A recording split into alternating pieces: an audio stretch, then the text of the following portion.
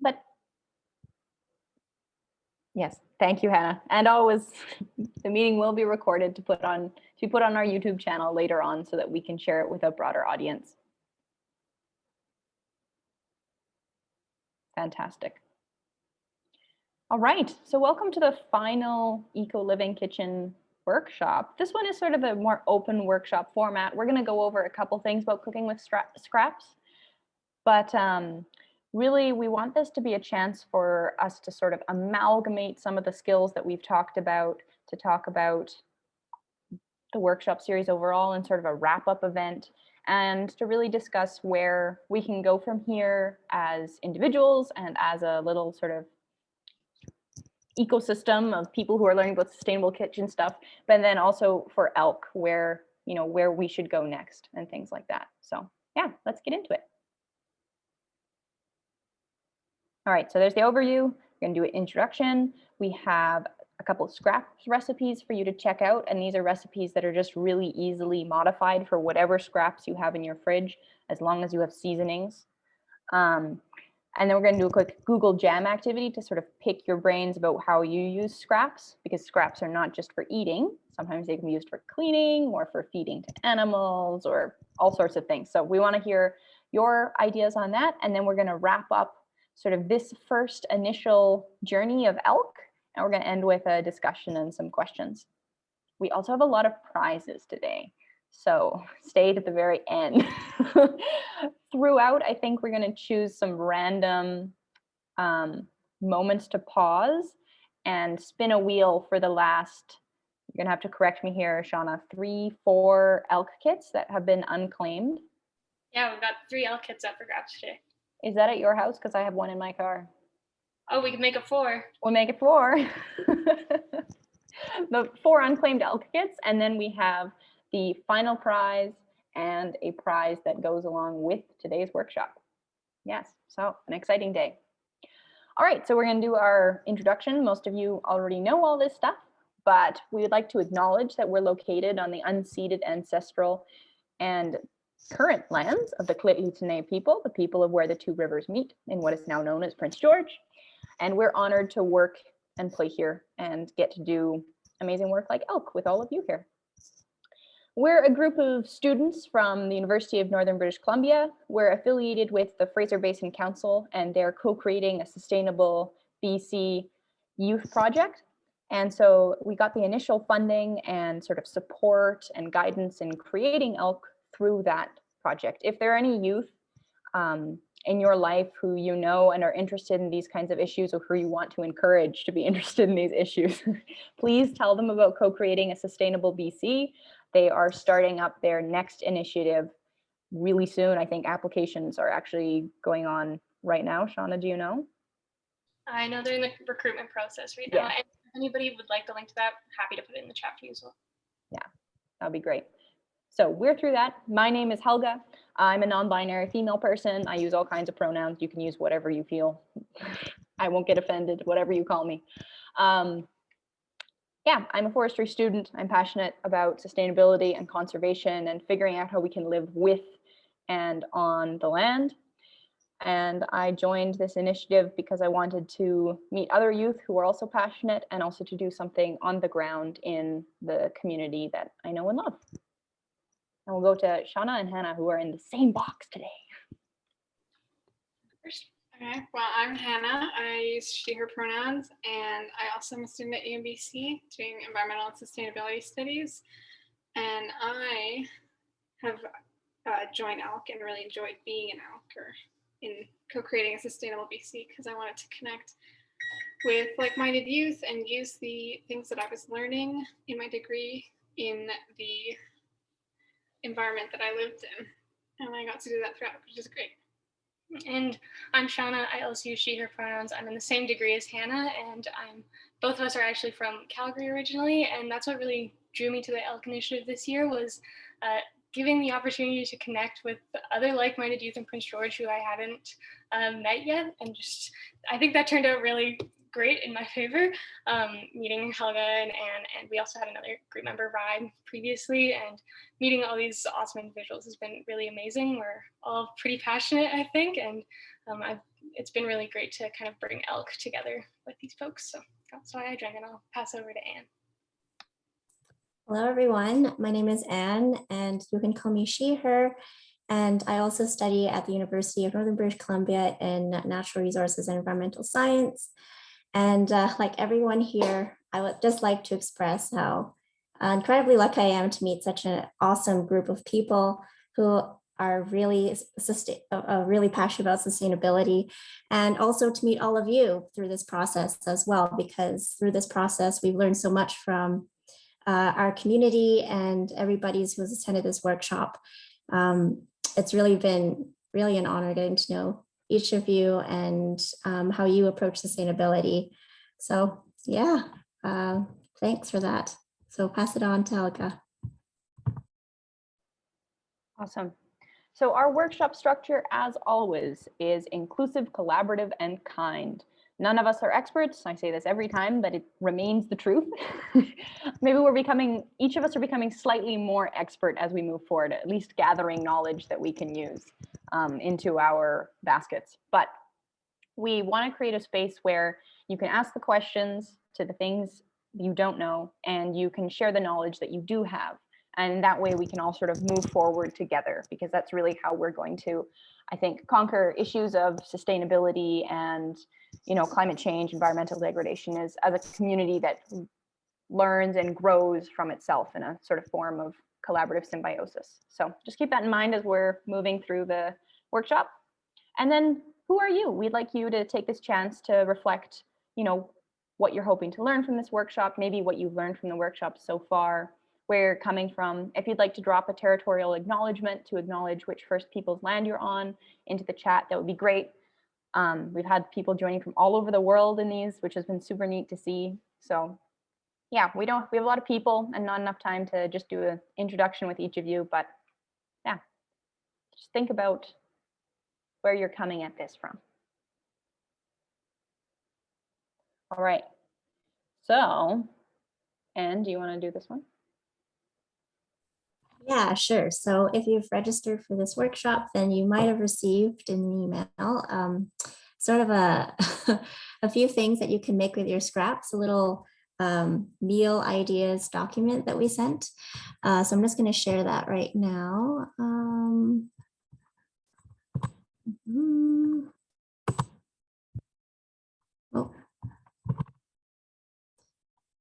Let me go over here.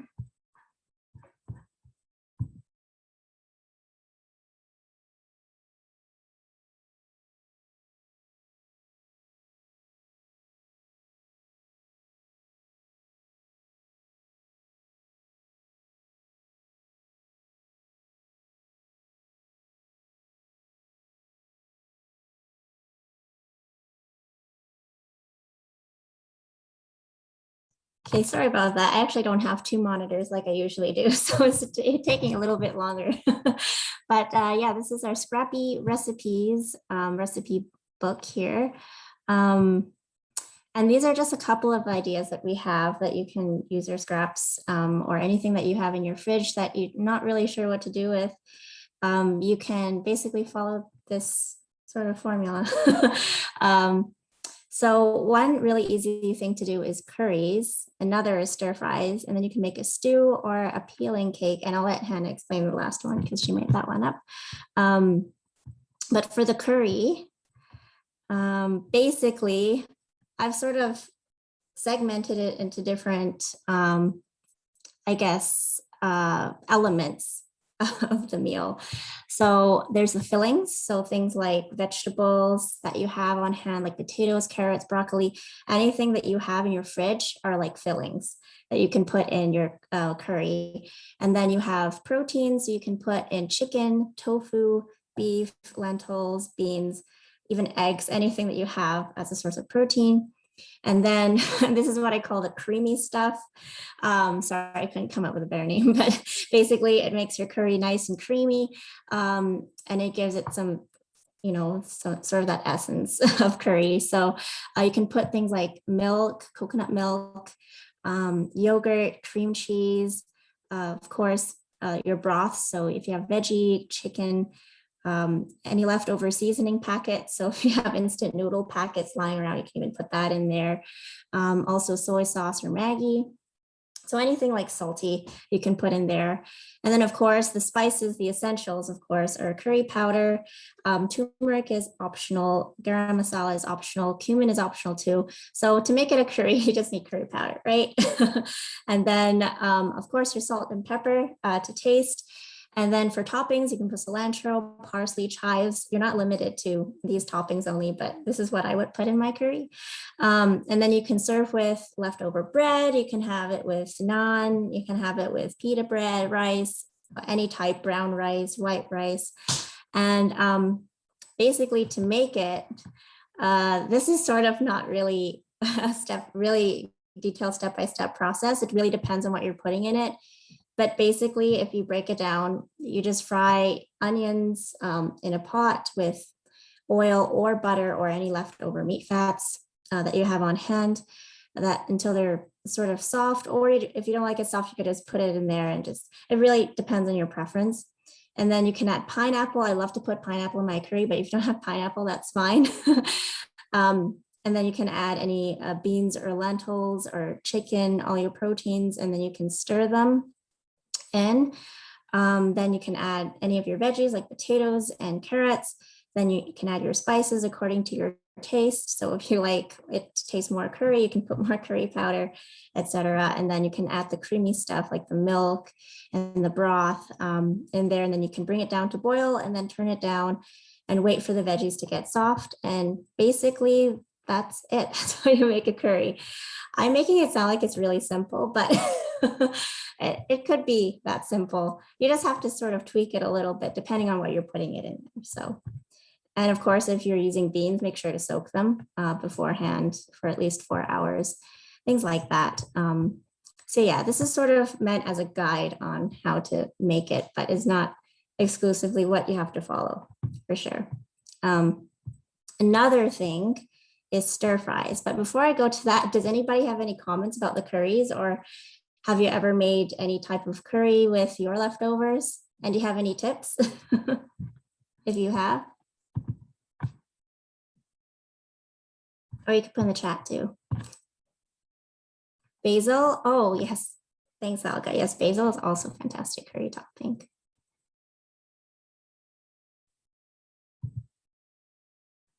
Okay, if not, I'll move on to the next recipe. So we have stir fries. Of course, stir fries are like a classic, especially for students who don't have any time. It's really nice to just put things together in oil and just like stir it around, and then you have a meal. So in order to make stir fries, basically you can use anything. And instead of like having broth or, you know, any water and milk, all those things, it's basically dry. So all you need is oil, butter, leftover meat fats, and you just fry your onions, your garlic, or whatever in that oil. You can fry your vegetables in there too. Anything that you want, you can fry in there. And then to make it have like that saltiness, you can put in soy sauce, Maggi, hoisin sauce, barbecue sauce, Worcestershire sauce, basically anything salty. You can even put peanut butter in there.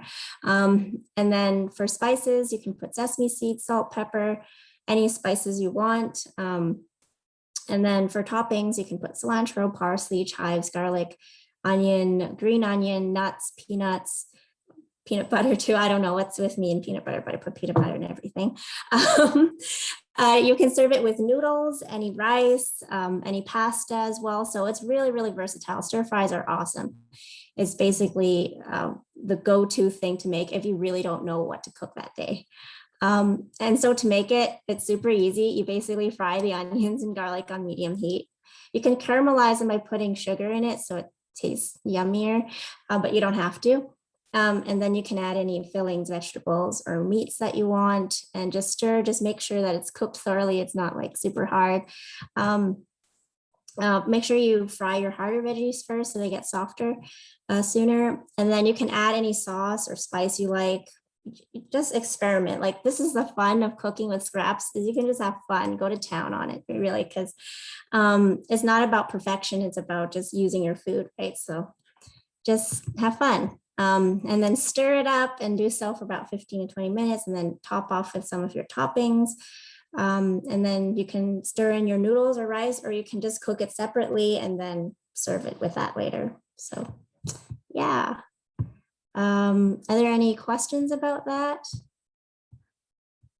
Oh, I see something about the curry, I think.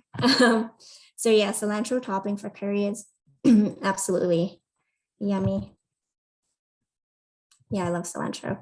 And then tamari. I actually haven't tried tamari before, but I think I will.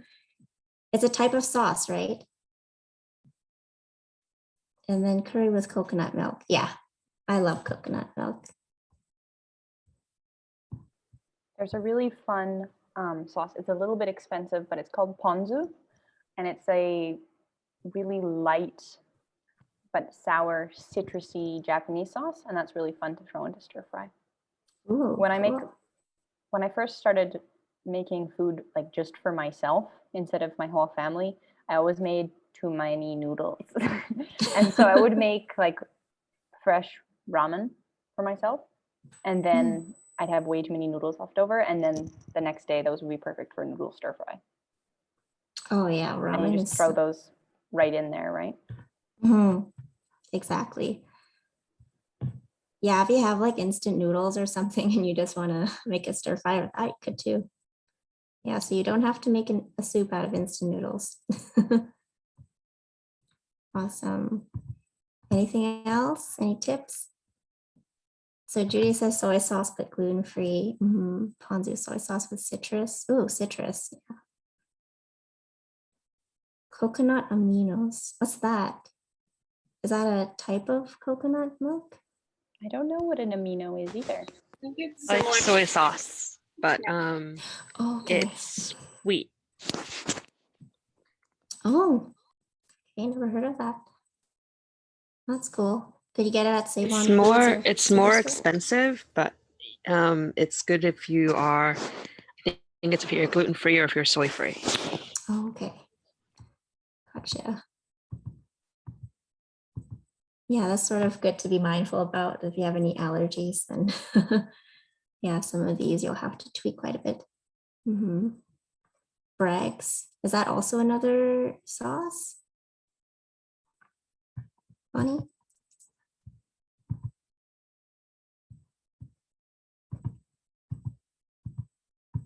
Oh, it's a brand. Okay.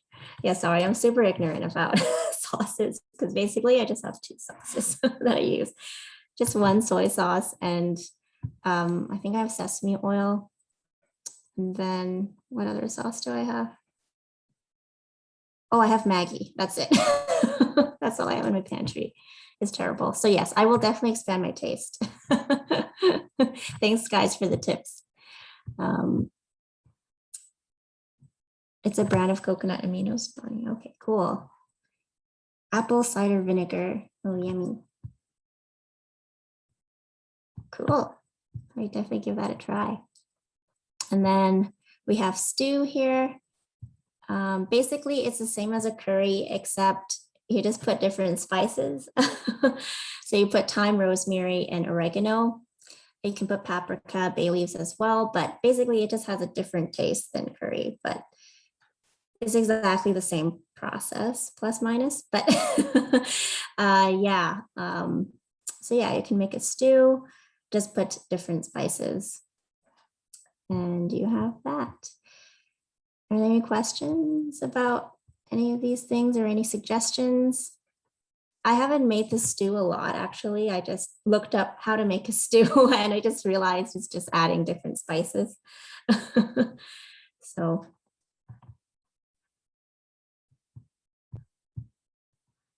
Okay, cool.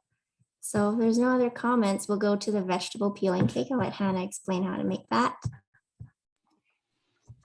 I found this recipe on the internet because I was like, what kind of dessert related things can you make with scraps? And then it's similar to like carrot cake, except it's a lot more flexible with what you can use, and you can use peelings.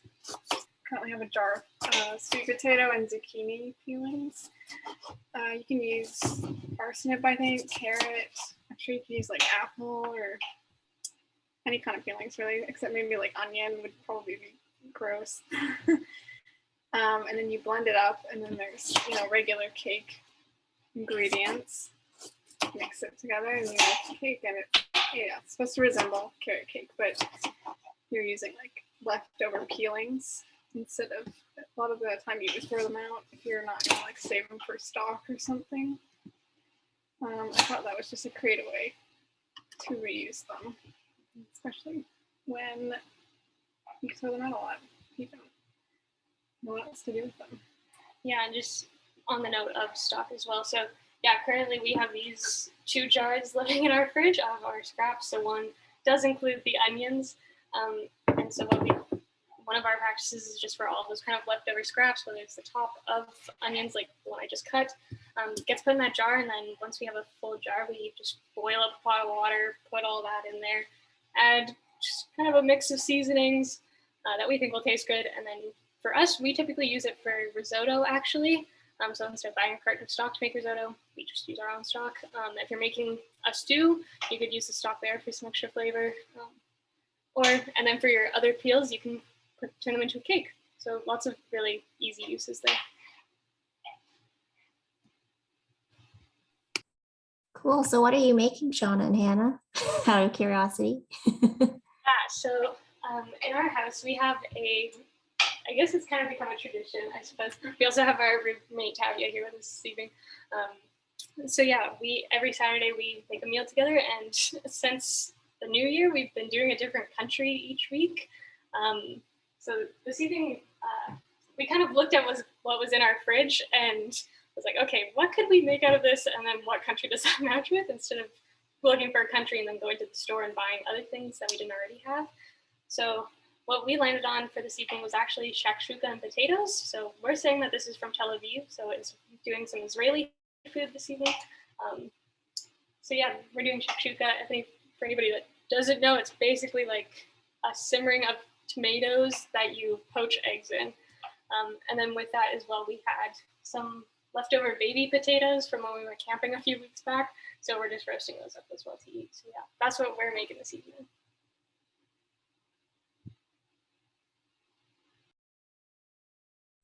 That sounds really yummy. Cool. So I'll just go back to Helga here. She has an activity for everybody to join in.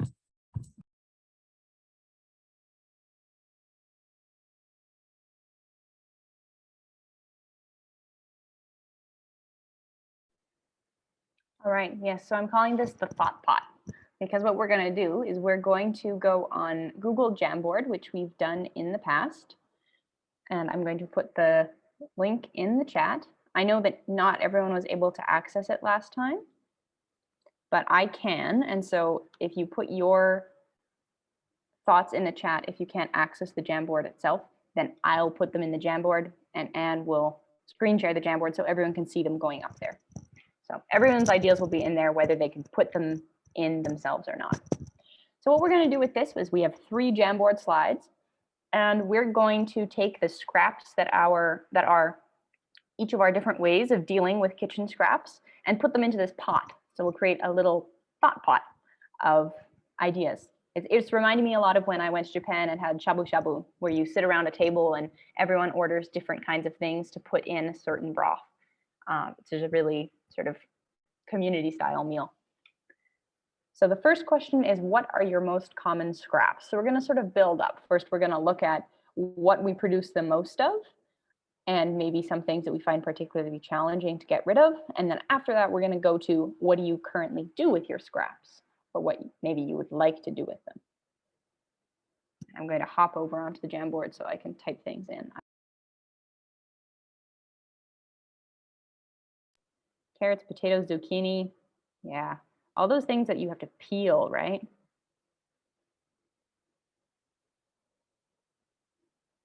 Oh, weird. I had changed the permissions on it.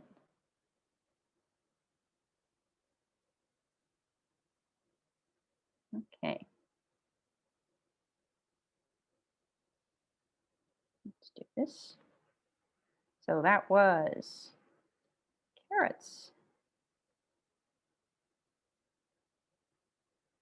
Potatoes.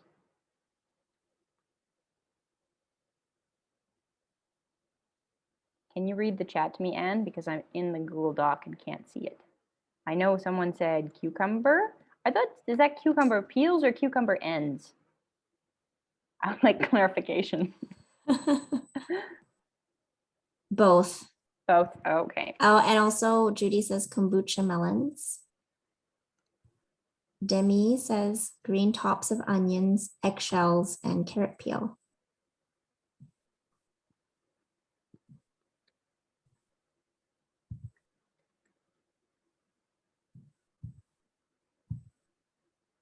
Eggshells, tops of onions. Margaret says beet trimmings and cabbage cores. And Judy says daikon.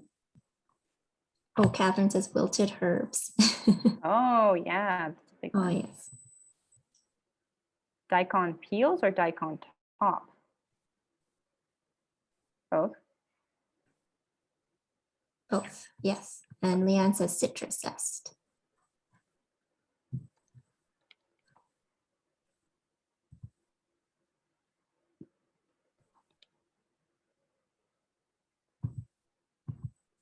I'm missing one. Wilted herbs, that's the one I'm missing. I think that one is a really good one. Mhm.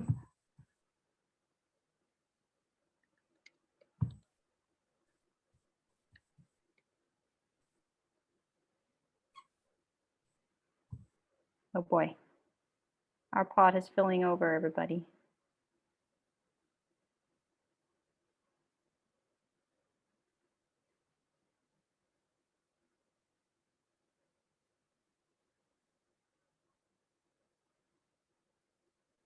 Does no We one have rubbery celery from Margaret. Oh, that's funny. Oh, and I missed something from Demi. Coffee or tea leaves, grounds. But she uses it for painting Oh, or to cool. put in the garden. That's nice. Okay. I'm going to put that in there anyway. Mhm. And Judy says citrus zest and cakes and sesame orange chicken or beef. Ooh, yummy. I don't know if we have this. Melissa says kale. Celery, Do we have kale there? celery, kale, mushrooms. Kale, okay. Zala says mushrooms. Mushrooms are hard because then they get slimy. Oh yeah. You can usually still eat them for a while after that, but it's just less true. appetizing. Oh, you know what I learned about mushrooms from one of my friends? What? So people don't eat the mushroom stipe, which is like the stem of the mushroom. People just like cut that Oh. off and throw it in things or like throw it away instead of eating it because apparently it's dirty. But the mushrooms you get from the store, they've already had the bottom of the stipe cut off and you just wash them. Oh. I was really confused when I first learned this. I didn't know. Yeah, I agree, Yeah, Judy.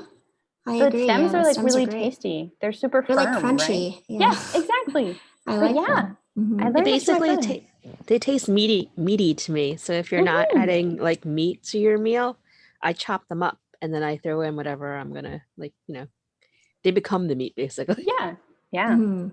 I mean, they're closer to animal than they are to plant, right? And they have vitamin D, so it's all good. Yeah. Gotta love some fungi. Pretty much like anything I have left over, I could probably vegetable wise, like spray a little like olive oil and then put some salt, pepper on it, throw it in the oven or the microwave, whatever, depending on your time, and you make chips out of it. That's it. That's a cool idea. Yeah, and it's Yeah. so easy. Mhm. Yeah, Margaret, I feel your dried shiitake's pain. Yeah. Sometimes those require a little bit more. I usually, I don't know, maybe this is your approach too, but when I cook shiitake from dried, I usually put them in boiled water and let them sit first. Yes. Yeah, you're already on it. You can also pre-cut them while they're dry. And sometimes it's easier to cut that way. Oh, really? Yeah. Easier to cut, but when they're dry? I Yeah. don't know. I think you're just too tough for me, Anne. But yeah, making the dashi first is awesome. And then you have shiitake And it's super after. strong. That's why. Yeah, exactly. And just like chops Oh, the mushroom no, and it falls definitely apart. not. I do use a butcher knife though. Ah, you have the right tool for the job. Got a machete there or something. Oh yeah. Oh, I see. Margaret Wilted has left. spinach is slime central. Oh, yeah. Wilted spinach. Oh my. Shattering shiitake.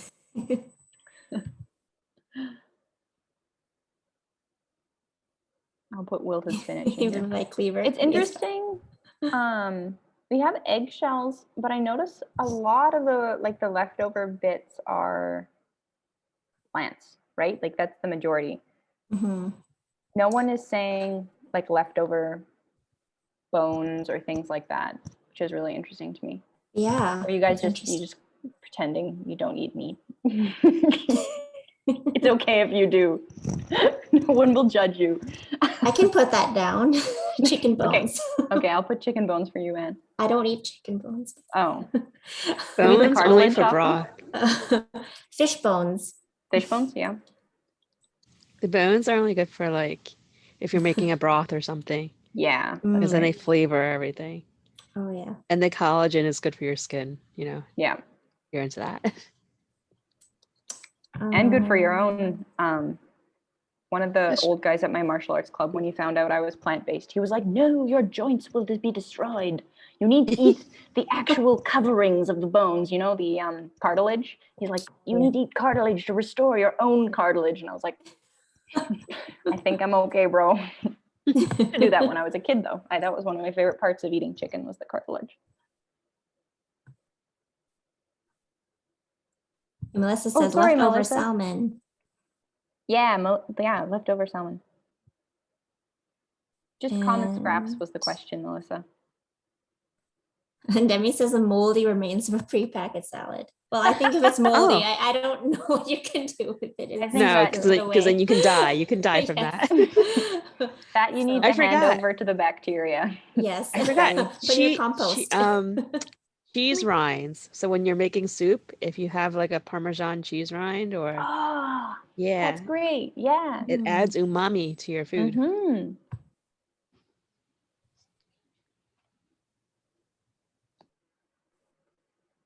Take out leftovers. Oh, that's a good one. So like leftovers from takeout. Mm-hmm. Mm-hmm. Leftover tricky rice or too. pasta. With Yeah.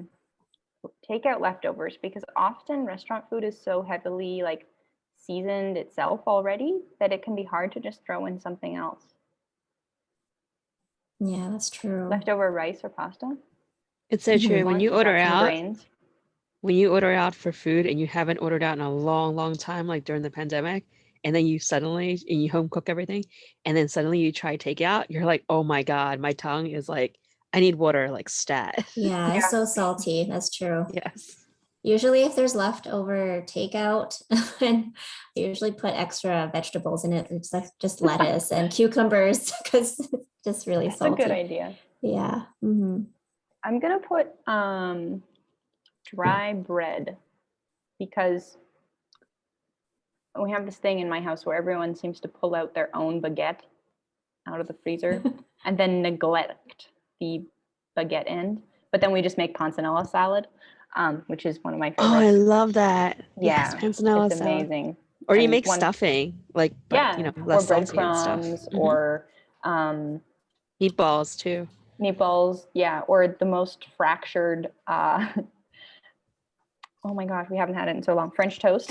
It's like shattered French toast, but you just let it soak in the egg longer. So panzanella salad is a salad that has dry bread, tomatoes, cucumber, and sometimes it has those. I haven't had them in so long now. I stopped eating dairy cheese. What are they called? The little. Oh, it's cheese. The little round cheeses that are super soft. Oh, the little There, Margaret's got mozzarella. me. Oh, The tiny little mozzarella balls. Bocconcini. Yeah, those are really tasty in it.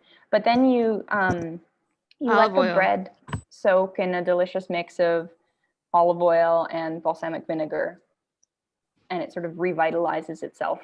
And then it soaks in with the vegetable juices and stuff too. So you don't want it to get soggy, so you don't wait that long, but it revitalizes it enough that you can eat it again. Great use for dry bread. If it's the right dry bread. If it's like a grainy dry bread, it might not be as tasty. But if it's sort of a French style, yeah, there's lots of recipes online too, Jody. I recommend trying it. Awesome. Okay, we spent a long time on that, but I like seeing everybody's scraps. That gives us ideas of what to talk about. mhm. All right, let's go to the next one. So I think we've sort of talked about this already, but what kind of scrap dishes can or do you make? And then what are some non-edible ways you use your scraps? We've talked a lot about like using them for food again, but that's not always a possibility, right? Like with zest or orange peel and things like that we've mentioned. So I'm curious what everybody does. You And can I'll make throw a things. frittatas. Nice. Yep. And Melissa says compost. Exactly. Mhm. Compost if things have gone too slimy. You can take all your citrus peels, put them in a container, and then pour vinegar into there and let it soak for 2 weeks. And then it becomes an all-purpose cleanser. Ooh. Oh, nice. Yeah, actually, when I was little, we used whenever we squeezed lemon, my mom would always put it on my armpits because she's like, "You stink," and this will help you not stink. And so that actually sort of helped too. I sometimes do it when Cool. I have any lemon. Just put on your armpits as like a deodorant. You know, you know how sometimes you get like dry, wrinkly elbows? Yeah. uh-huh. Yeah. My mom used to put her elbows in lemons that had been squeezed out after they've Oh, been squeezed out. And then that gets rid of what we used to call when I was a kid, alligator elbow. oh, that's Yeah. cool. It's I'm an gonna try. it's an exfoliator because of all the acid. Mm-hmm. So instead of Mm. paying $200 for a jar of cream or whatever, you can use that. And you can also use the citrus rinds, like lemons usually. And you can put a little bit of salt on your cutting boards if you cut up like something stinky like fish or Mm-hmm. garlic. And then you use the lemon to scrub down the Oh, board. cool. That's the peel? The Mm. peel, yeah. Yep. So like say you use up you cut a lemon in half and then you squeeze Mhm. out all the juice and then you take the lemon and you scrub it all over your cutting board. Nice.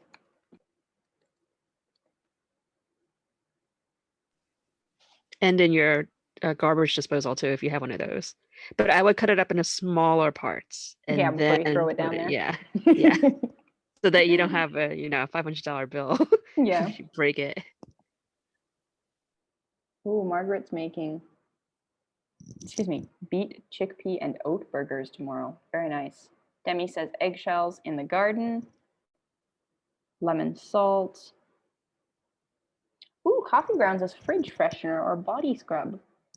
Very neat. Okay, now I gotta type these all in here. Yeah, the coffee scrub gets rid of your cellulite because there's caffeine in it.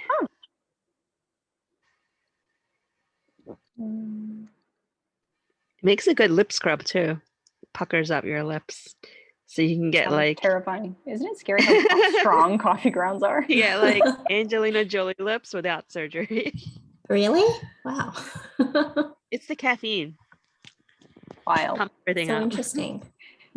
It's a little scary. I don't know how I feel about that one. It's a funny thing, like there's a company called Fresh and they make a lot of beauty products. And basically that's what they do. They put like coffee grounds into like a sugar mix. Ta-da! $56, please. Wow, and you can make it yourself. And I'm gonna get you to watch the chat and maybe put things in. I just have to plug in my laptop. Sure, no problem. Thought it would last this time, but I was wrong. Oh yeah, this sort of reminds me too about the pickle juice thing, because I was telling everyone I didn't know what to do with my pickle juice because I have a ton of them. I know you can use it as marinade and all those things. It was suggested in the last workshop, but I also tried to actually clean my kettle with it. So I just put the pickle juice in a kettle and just boiled it just to get rid of all the stuff inside. And it actually worked. So that's what I'm going to use my pickle juice for, to clean my kettle.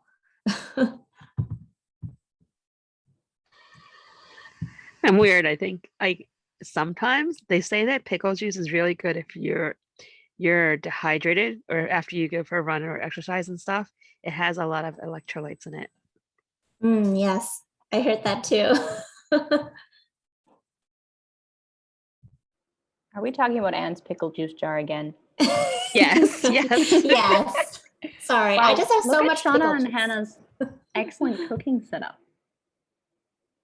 I'm so impressed how they've It looks arranged their so camera. yummy. Wow. Nice work, Hannah. So one of the things that my folks and I do with our leftover veggies, depending on what kind they are, is that my dad raises rabbits for meat. And we eat that meat too because we know where it comes from and how it's raised and all that stuff. So a lot of our veggie peels, a lot of our fruit peels, all that stuff actually go to feeding the rabbits. And I know people who have chickens often do the same thing. And chickens will eat a lot of your stuff. So that can be another use for things. When we make juice in the summer out of the apples and things that we get, then we can use the pulp that ends up in the juicer to make horse cookies. So you take the juice pulp, you mix it with some oats and the chopped up peel that's left over, and then you just put that in the oven for a long time, basically like making leather for human consumption. But instead we give it to our horses as treats, and they love it. It's their favorite. Little molasses, a little bit of oats. They smell amazing too. I've been tempted a couple times, but there are lots of cookies for humans in the world. That sounds good though, like apples and oats. I'm trying to think of more recipes for, like, I love chocolate chip cookies, but I don't love chocolate. So I'm trying to think of, and a lot of store-bought stuff is like too sugary or too sweet for my taste. So I'm trying to figure out what recipes out there are less sweet. You can use dates or something like that. I've done like date cookies. I have these old dates and they're naturally really sweet. So you can just put it in there and you don't I have to find put them any like sugar. I find dates like overly sweet though. Like Oh yeah, you're yeah, right. like there's a young lady, I think she graduated college already, but she has a company called Wanna Date, like 1-2-date, but it's Wanna WANNA date, and it's like date spread. And I tried it, and although she's lovely and everything, I was like, this is way overly sweet for my taste. Mm, But I love the marketing and the concept of it. yeah. Yeah, you're right. They're actually super sweet. You don't even need any sugar or anything once you use dates. It's just, or even you can put what is it? Raisins as well. They're not as bad, right? I'm not sure if I you know. can I'm tolerate just it. Yeah, I'm just a weirdo. It's like I eat around the raisins and oatmeal raisin cookies, and I eat around the chocolate and cookies. But it's like the cookie itself, it isn't like sweet enough if I don't add those things in, you know? So it's like Mhm. I need to find like a middle ground, you know? I'm the Yeah. weirdo that looks at a batch of cookies and says, which has the least amount of chips in it?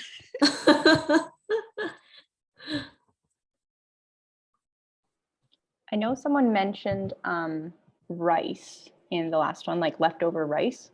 And growing up, one of my favorite lunches when my mom was home would be when she used old dried rice. Like it had been sitting in the rice cooker for like 3 days and was all dried out, to make just a quick fried rice.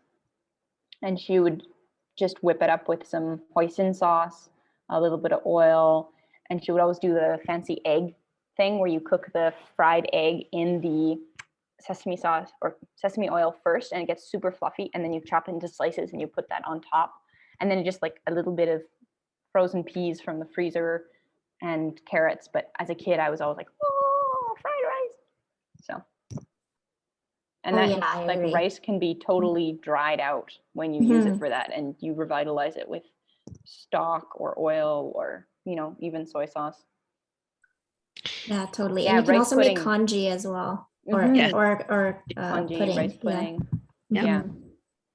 You have to be careful. The rice is left too long. I don't know what the name of it is, but there is some kind of sickness you can get Yes. from There's rice. a bacteria which produces a neurotoxin, but you Yes. can tell from the smell of the rice when it starts to go that way. So yeah, and if Rice- your rice is wet, that's when the bacteria will be there because it's a super anaerobic one, as most of the nasties are. So if your rice is actually dried out, you're usually okay. Rice doesn't last that long in our house. Yeah, well, when you make it to last that long, it does dry out. I've also seen they showed something in the news where these ladies in China, like they're in the country somewhere, but they have really, really beautiful long black hair. And they use the rice, like when you wash rice, that cleaning water, they use that to wash their hair. I haven't tried it yet, but one day. Oh, interesting. I know people put olive oil and all this other stuff in their hair, coconut oil sometimes too. Never heard of the rice one. Interesting.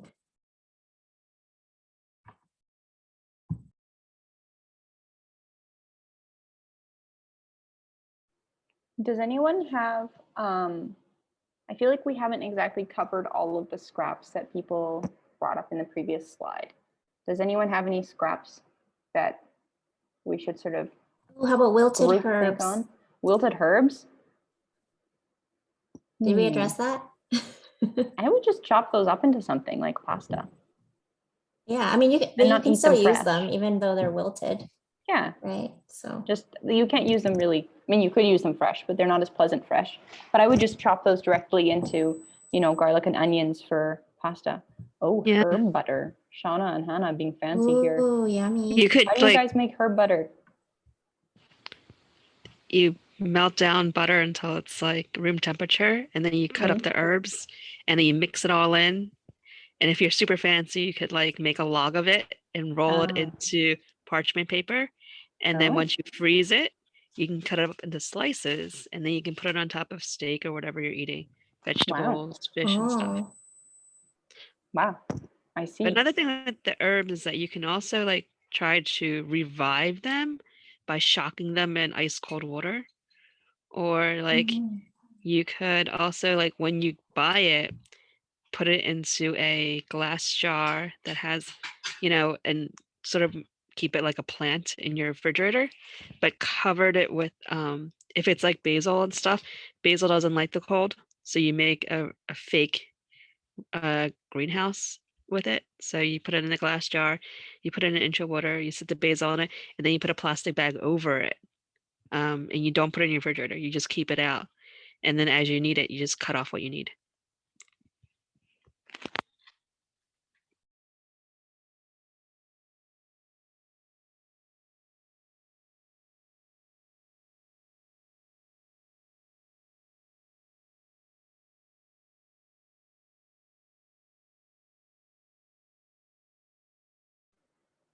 Awesome.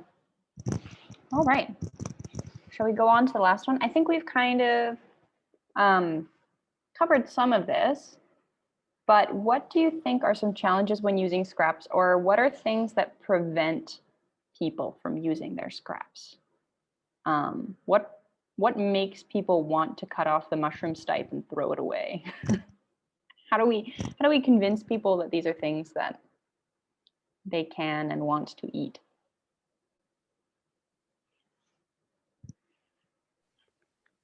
We need to show them and just tell them. Like Mhm. you can tell them, show them, make a cute little TikTok video or something.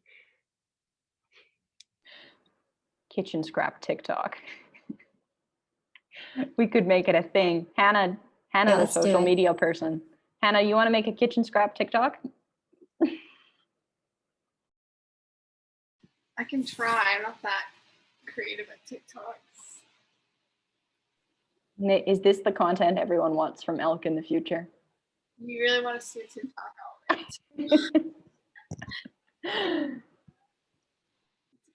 comment form that we'll send you.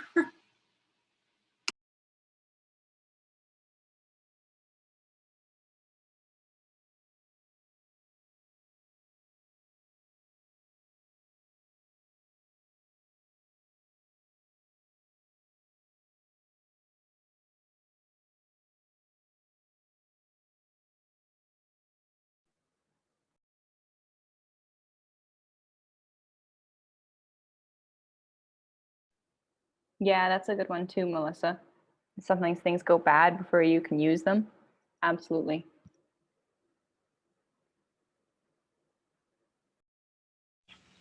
Or people don't know how to properly store the items in their fridge or freezer before use.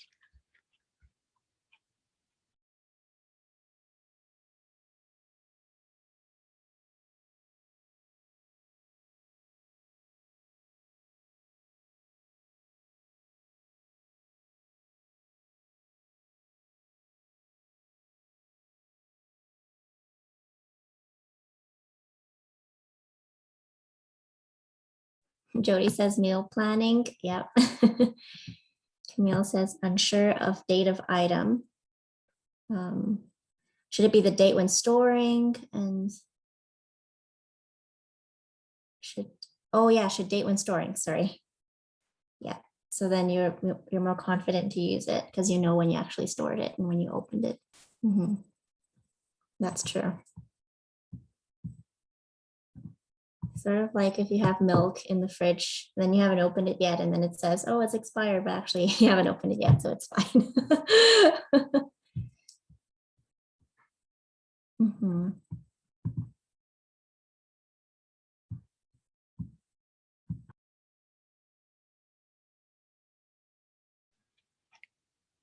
A challenge could be like if you lack the space to store the items. So even though you had the best intentions of doing it, no space, sorry. That's true. Oh, family cooperation. That's the other thing. Because you know that you're storing it and they might or might not know and they'll throw it out. That's true. Yeah.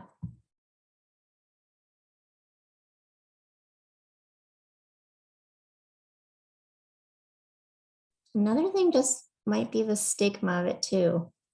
So if you have friends over or you have a dinner party with someone, I mean, would they look down on you if you offered them this scrap food?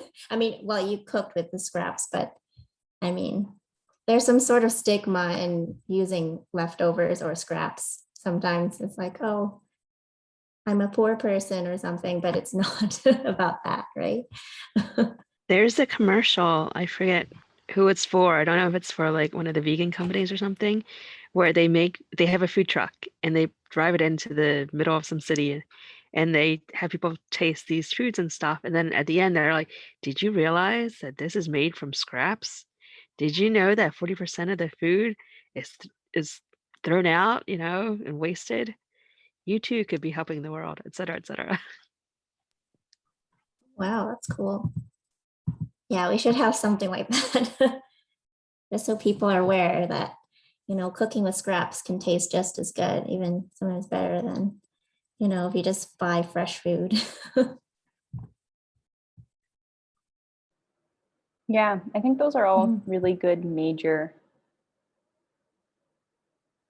Oh, any good recipes for Asian pan or Asian pickling of scraps or veggies?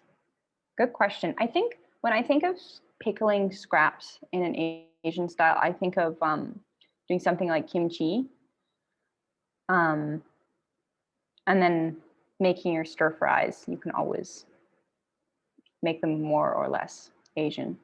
The other thing that you can make if you have eggs and like scrappy additions. If you have eggs and dashi, which is like Japanese stock, you can make okonomiyaki, which means personal choice, and it's like an egg omelet pancake, which is egg and then cabbage is the main vegetable, but you can make it also with carrots, and then you can just throw in whatever your personal choice item is. So I really like to make that if we have some local eggs hanging around, and then we have maybe a cabbage that's sitting in the fridge after not being completely finished. So that's one of my favorite go-tos.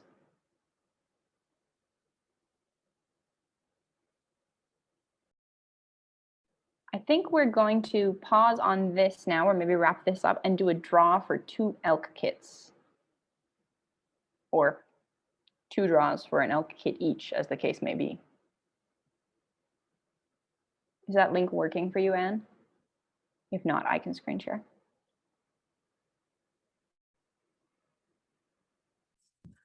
You can screen share, Helga. Me? Yes. Okay, If you have the names on hand, I might have to input do. the names. Okay, No. cool. I have them. Just holler when you're seeing the thing. All good? Yep.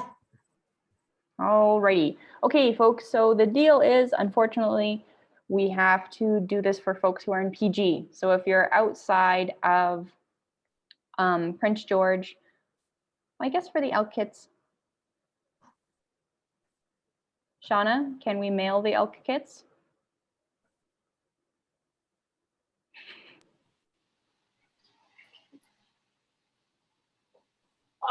Potentially. I don't know. What do you think, Helga? I don't know. I feel like we've kind of run out of our mailing budget.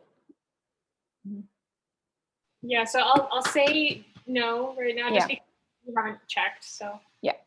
but Yeah, we in have to check with the person who mails things for us. yeah, but- but in the future though, if other kits do come up and we Mhm. were able to mail them, we'll share that on our social media. So keep an eye Yeah. out on. Didn't get a chance to get one. Great. That's where you'll see it. Awesome. Thanks, Shauna. A bit about whoever our winners are for these this evening. What you might be getting: we've got reusable straws, we've got reusable cleaning towels, we've got some silicone bags, silicone baking sheets, and some beeswax wraps, and a few other items. So it's pretty awesome box. And I know we've been enjoying a lot of the products in our household, so it'll be really fun if you get it. Yeah. No, I think those have all kinds of really excellent things in them. And with no further ado, I shall spin the wheel. There's a lot of names on it today. Oh, Mark. Is Mark with us? Is Mark in the chat? Oh, doesn't look like Mark's here. Is there any Mark in the chat, Anne? Nope, it doesn't look Okay. like it. We're removing Mark. Let's try it again. It's a little dizzying today. We have so many people. Lucy?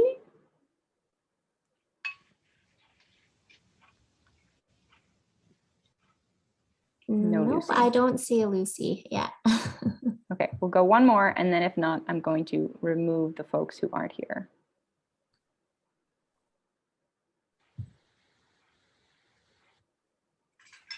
Debbie. I think Debbie's here. Debbie, are you here, Debbie? No, wait, No. no. Are you seeing Demi?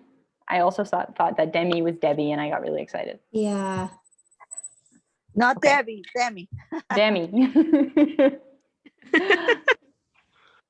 But I'll be Debbie if you want me to. Actually, let's see. Are you in here, Demi? I don't see you on our name list. Oh, it might be under my regular name. That's my nickname. Damaris, Damaris. Oh, okay. I see Damaris. Damaris is in Yes, blue. Damaris is in there. Yeah. Darn, I was You have such thinking, a oh, we'll cool just give it to you. Damaris is a beautiful name. Demi and Damaris are cool names.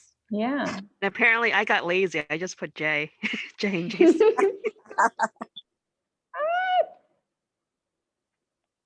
Keeps passing people who I know are actually here.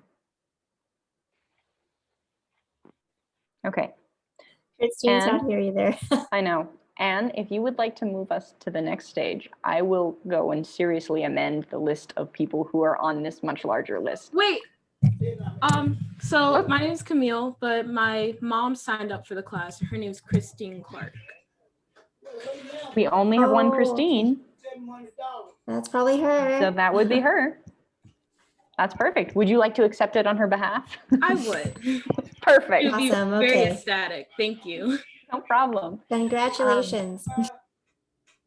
So we will be in touch with you and we can figure out whether you can pick that up or if you would like it delivered to your mom's place. Alrighty, thank you. No problem. That was Christine Clark. Perfect. Okay, let's do another one and see what got lucky, and then we'll move on.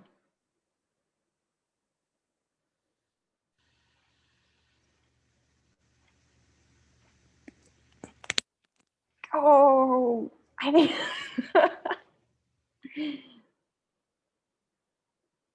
Sonia is not here. Okay, that's a sign for me to get around to shortening this. But we had one. One's a start. Awesome. So I think we have slides for the next one, right? Anne, that you have? I think we just wanted to do an elk wrap up Yeah. after this. So So while we do that, I'll Okay. correct the wheel so that we can efficiently do the following prize draws. okay, sounds good. Thank you for your patience, everyone. No worries.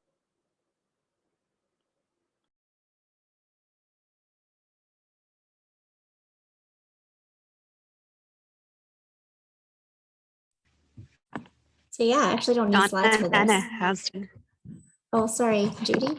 I was gonna say, Donna and Hannah, how's dinner coming along? Yeah, we'll show you. So we've got our potatoes out of the oven. So they're good. And our shakshuka is almost done. Our eggs are just poaching now. So Looks so good. Looks so good. I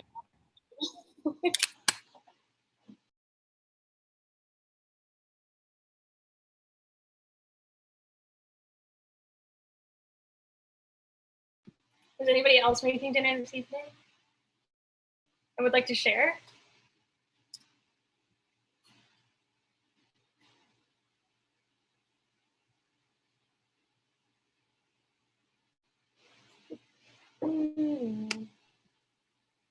I wolfed down like 2 slices of like buffalo chicken breast slices from it was from like last week, but I'm like, it was still good. It didn't turn or anything. So Hey, that's awesome. That sounds pretty good.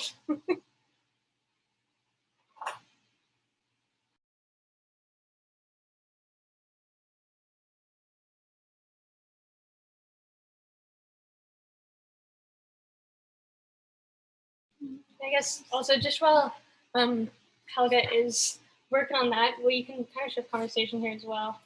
Oh, Havos Ventures. Yummy. That sounds very good. Yeah, just switching conversation a bit to a bit more of Elk's focus and just providing your thoughts on that as well. I know a lot of you aren't in Prince George, but we've really enjoyed having you here and like having this kind of opportunity to connect with everybody from different areas with different perspectives and different experiences with creating an eco living kitchen. And seeing as this is our last workshop, we would love to hear your thoughts on what you would like to hear from us in the future. If there's a certain workshop that you've really been wanting to see, or is there's a certain topic that you would like addressed for whether it's creating an eco-living kitchen or something else related to sustainability within your life or in our world. So yeah, our group originally formed kind of just looking to address climate change somehow in our community. And this was the route that we took, but we're very open to expanding that in the future. So yeah, if anybody has things that you'd like to share, we would love to hear them. So feel free to put that in the chat or turn off your mic and share as well. I've been really into organization during the pandemic. So if maybe like people could suggest how they reuse items to store things. Like we use like in my house, like I'm using a pickle jar as my mug/cup now. Or like some people reuse as like Danish cookie tins to store sewing items and other buttons or whatever, or office supplies. Just like what else is kind of cool out there? Like this sounds weird, but we have a lot of like paper towel rolls, but we're not using paper towels anymore and toilet paper rolls. So like what can I do with them? Like I don't know. I try to Google it and like there's little art projects for children, but I'm like, is there something like useful I could use? I can make out of those toilet paper rolls. Otherwise, I'm Toilet going into paper. recycling. Toilet paper rolls are good for planting seedlings in. Ooh, You stand them up and put the dirt in them, and then Sounds you can cool. stick them right in the dirt when you plant the plant out. sounds good. I think I was the one who was whining in the beginning of our sessions that like squirrels, cats, and animals eat up all our plants. So it's planting things outside is not optimal. Ooh, yeah, that looks so good. Sorry, I saw food, got distracted. Yeah, we have to put up Oh, I chicken see wire to keep the Margaret. squirrels out. So I have Margaret, that looks so good too. beet pickles. It was onigiri. Is that what it's called? Yeah. I have Onigiri my something. beet pickles. I have my chickpea fake tuna. Ooh, And then I have 7 onigiri from 1 cup of cooked rice. wow. So I'm going to put the stuff that needs Yum, to go back in the fridge, and then eat my dinner. Yums. Around the holidays, I was watching a university in, I think it was somewhere in California. They discovered a way to make plant-based tuna, or yeah, like ahi tuna. And I'm like, I love ahi tuna. And if you figured out a way to make it where it's super sustainable, like I want in.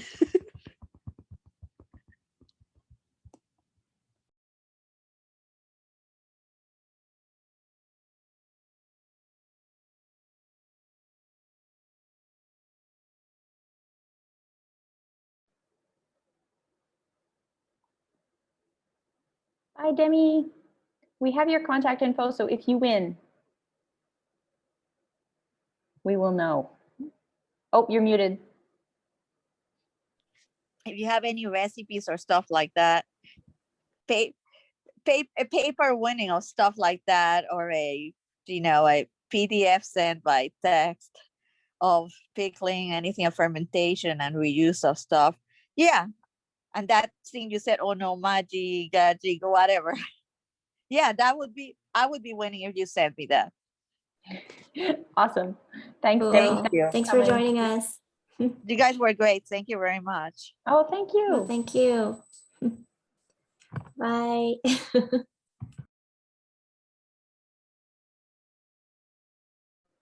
Yeah, so really, when we came up with elk, I have the names now. Don't worry if you're champing at the bit to get the prizes. Oh, I see something in the chat.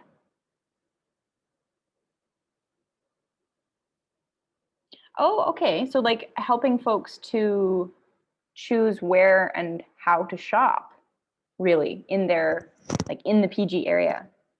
Oh, that's a cool idea, Jody. Yeah, I think when we did our shopping one, it was more broad because we didn't know if people will be coming from PG or from Williams Lake. But I like that idea to like go to the market and show people how to shop there, talk about Hope Organics, Birch and Boar downtown, all those kinds of places.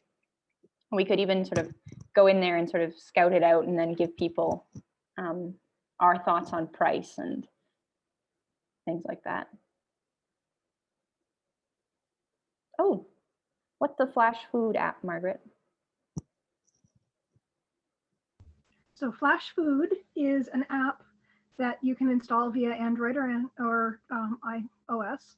But what it is rather than just having their stuff in the clearance bin, stores can segregate all of the stuff that they have that's approaching expiry into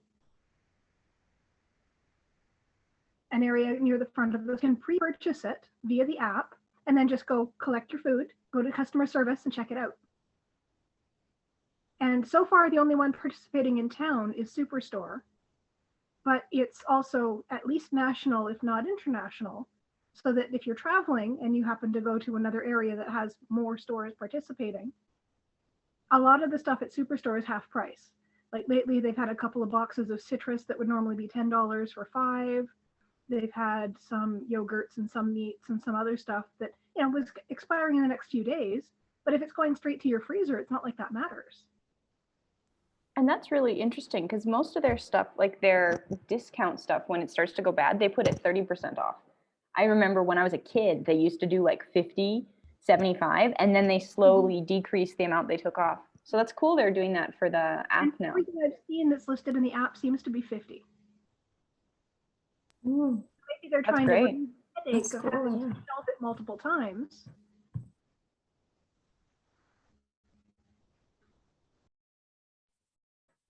I've got the No, link that's to the awesome. app website, so I'm going to pop it in the chat for everybody because that sounds like a great, Thanks, Olga. Yeah, it would be great great if addition. other stores participated too, not only Superstore. Mm-hmm. Yeah. Yeah. Hmm. Cool.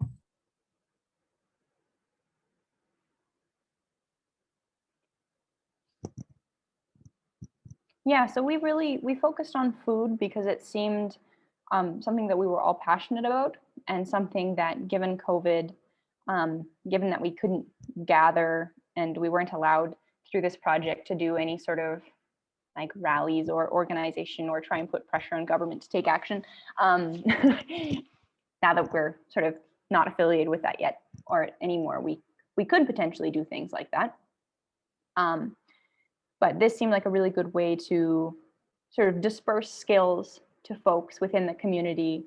And then also with our elk kits to disperse tools, right? So we both the skills and the tools that maybe can help you do them. And we're just thinking now with the first phase of our project being done, how or what continuing would look like or what people would like to see. So far, it sounds like folks really like the local food focus and just the food focus overall. But yeah, just let us know your thoughts. We will be sending out a survey after this. So if you don't feel comfortable speaking up here or just want to send feedback to us and ideas to us, feel free to jot it in there. While folks are thinking, I'm going to share my screen again and we can do a couple more draws. Now, I think today we're not doing the final draw because we have to. Do you want to explain how the final draw process works, Shauna? Yeah, so seeing as for our final draw, we're doing it for all of our workshops overall. And for each workshop that you each attended, so if you attended 5, for example, you're getting entered to that draw 5 times, so more chances to win, hopefully. And we're not going to be doing that draw today. We're going to be doing it over our social media once we have all of our names compiled and put in, and we'll be emailing that person. So if you don't catch it on our social media, don't worry, you'll be emailed if you're the winner. Yeah, that's how we're going to be doing that.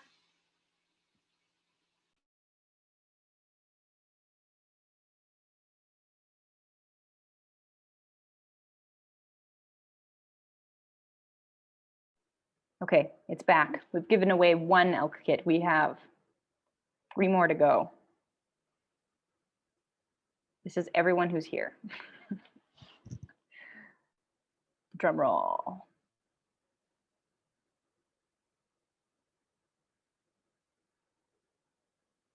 Margaret! Yay! And I know where you live. I'll bring it when I bring you your pickling jars that you missed out on last time. I wasn't able to get into town earlier this week, so I've been running all over. That has not been in town. So that will come as a package. Okay. We've had Christine Clark and Margaret. Is Margaret off the list now? Yes. Let's do it again.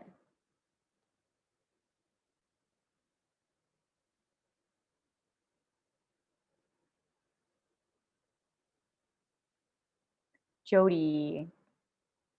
Jody, you're in PG, right? I think Jody is in PG.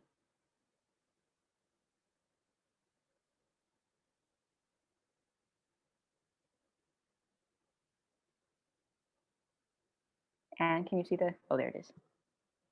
Oh, do you not want another elk kit, Jody? Or do you want to accept it and give it to someone else? That's also something you could do.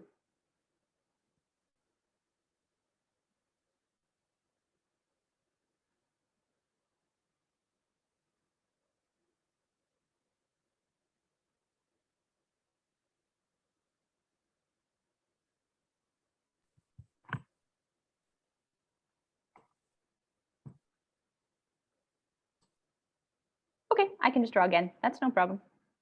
Thanks, that's really nice of you.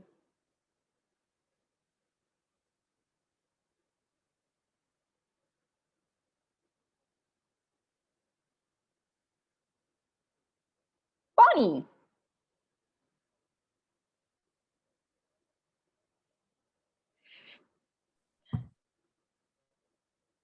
Bonnie, are you in PG?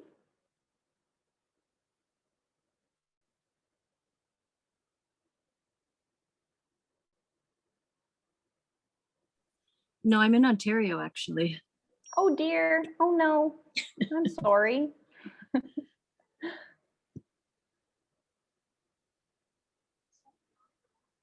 Okay. I just noticed Camille is here. Let's do that. Okay. Is it something big to mail? Too big to mail? We don't have the budget to mail out of province, unfortunately.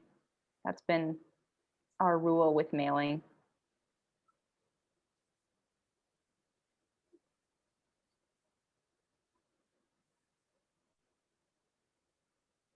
How about Paul?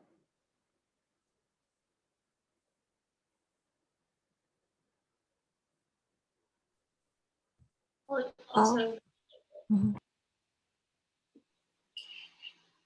Was that a confirmation in the chat? Yeah. Okay, thanks. yeah, and Awesome. also say like thanks everybody who is out of province for joining us. Really awesome to have you here, to meet you all kind of virtually. Yeah. No, it's super cool. We've had folks from all over Canada and the world. We had someone from, we should be keeping track who's the furthest away. I think we had someone from Australia join us. Yeah. Yeah. I don't know how it happens. It's super neat. I think with that in mind, maybe we will, if we do prizes for something again, we'll design it slightly differently, or we'll design it knowing how far the reach can be.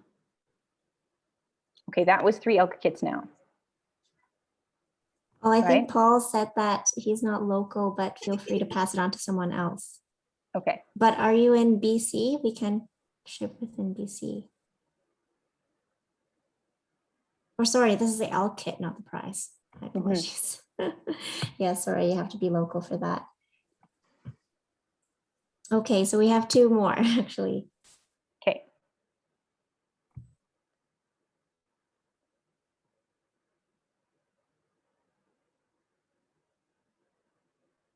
Okay, Janelle.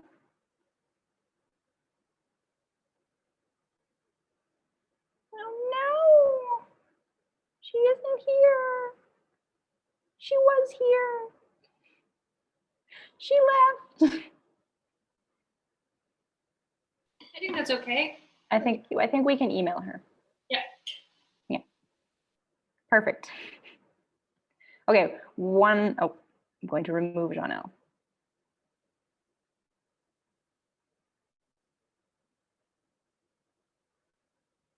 Jody already has received one.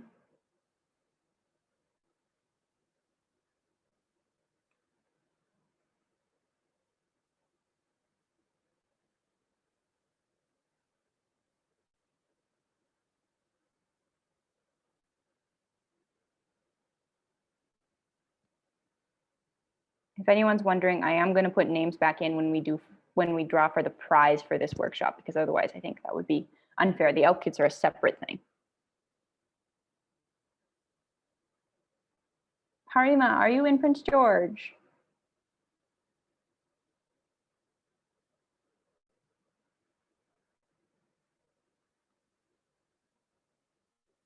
Awesome. That's our 4 elk kits then. Yay! Thank you all for taking them off our hands. Congratulations to everyone. That took longer than expected, but I know, I'm sorry. Oh I think no, it was partly no, me no. learning to No. use the thing. Okay, Not so at now I all. need to put in Jody, Janelle, Margaret, and Christine. That was everyone who won a prize. So that was everyone I had removed for the elk kits.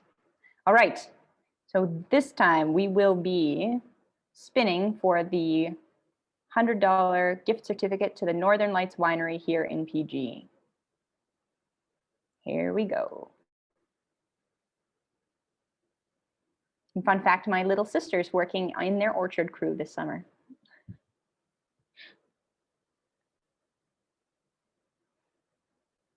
Shale.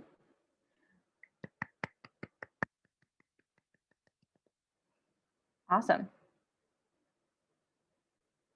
I'm actually swinging by Jale's place to drop off some preserves this evening, and I do not have the certificate yet, unfortunately. So I will be seeing you at least one more time, Jale. Or you will hear me at least one more time through your apartment box. Thank you so much. No problem. Thank you. Thank you for attending all of our workshops. It's been so fantastic to have you. I really enjoyed. Good. I'm glad. All right. I was just told that closing Zoom will improve the responsiveness of my computer, but that is not an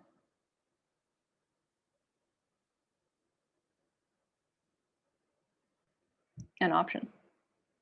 So I just want to ask everyone, in the future, if we do offer our ALK workshops again, would it be better for you if we have it in person or over Zoom? Or both? Because hopefully next year and the years after, there won't be a huge pandemic situation. So, but in terms of accessibility, probably Zoom's better, right? Yeah. Okay, that's good to know. Thanks for the feedback. And then another question we sort of had was, how did you hear about our workshops and how can we get the word out there to more folks, hopefully to join us in the future? Did you hear? Oh, through Facebook? Okay, cool. I saw it on Eventbrite? Eventbrite. Oh, cool. Yeah, I think that's how other people, especially from other places, not local, like Australia, heard about us too. They probably just went on Eventbrite and just searched for stuff. So yeah, that's because when you really good search, to it'll know. give you stuff everywhere. Mhm. It doesn't limit it. If you ask for online events, it just gives you the whole world. Wow, that's cool. And why did you choose us in particular? I'm pretty sure there were many more workshops that were similar. Not necessarily. No, there wasn't No, really? a lot on sort of sustainability and related to Oh. food and that. Interesting. Wow, I'm surprised. Okay. Good to know. There was a few Mhm. more scientific type things, but not stuff that was sort of more practical, hands-on. That's the Right. part that appealed to me. Okay, cool.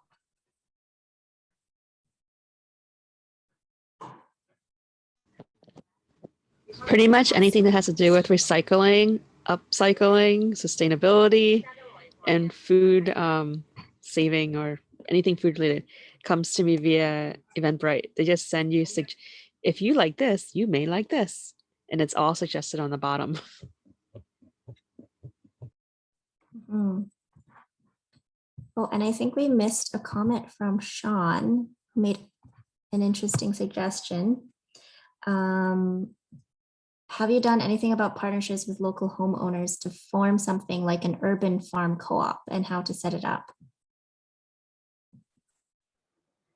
I feel like we've sort of tiptoed around this, Sean, as when we're talking about, we were talking about composting and we were talking about how it's challenging for folks who live in apartments or with really small lots to compost and have access to the land, or even to produce enough waste if they're living on their own to have a composter. And so we definitely talked about shared composting ideas. And actually in our meeting, I think that was, people weren't there. I was just talking about one of my mom's colleagues who has been looking into getting sheep, like a sheep co-op with her neighborhood, so that they can share the sheep and the cost of the sheep to mow their lawns as an alternative to gas-powered mowers. So yeah, I think we've tiptoed around the subject, but haven't really dived into it quite yet. So that's a really interesting idea.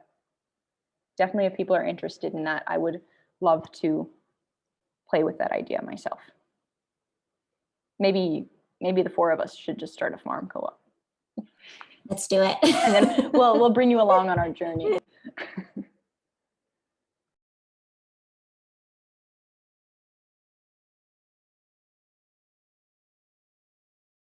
So then to just wrap us up here today, just to say again, thank you so much everybody for joining us.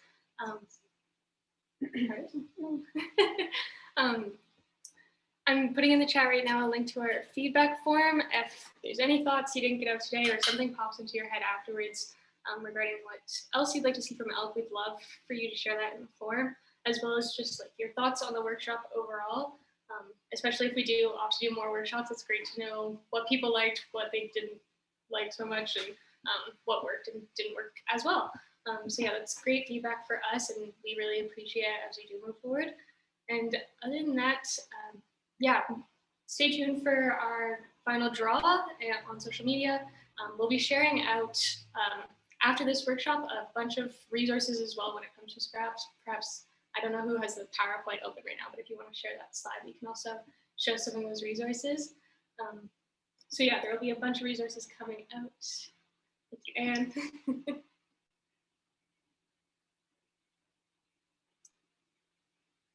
So yeah, these are just a few, and then of course we did talk about a few others this evening, so we'll make sure to pop those in there too, so you get them.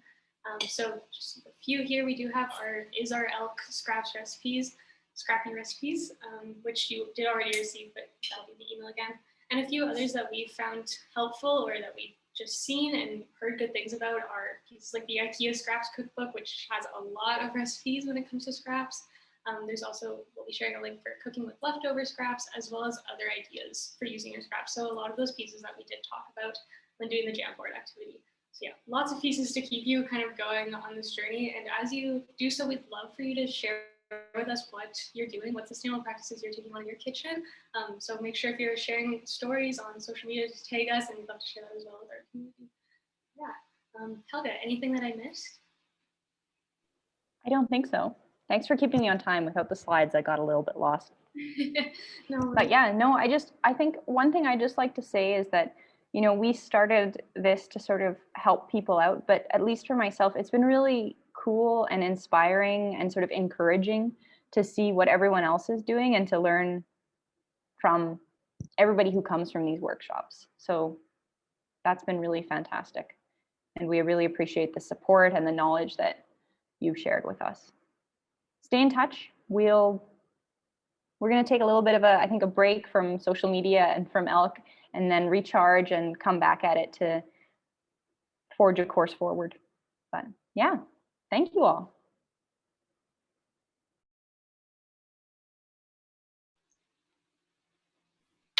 Thank you very much. My food was delicious. I just added the leftovers to my kale. Awesome. Awesome. That's great. Thanks, everybody. Have a good rest of your evening. Stay cool. Yeah, especially during the evening, like for sure.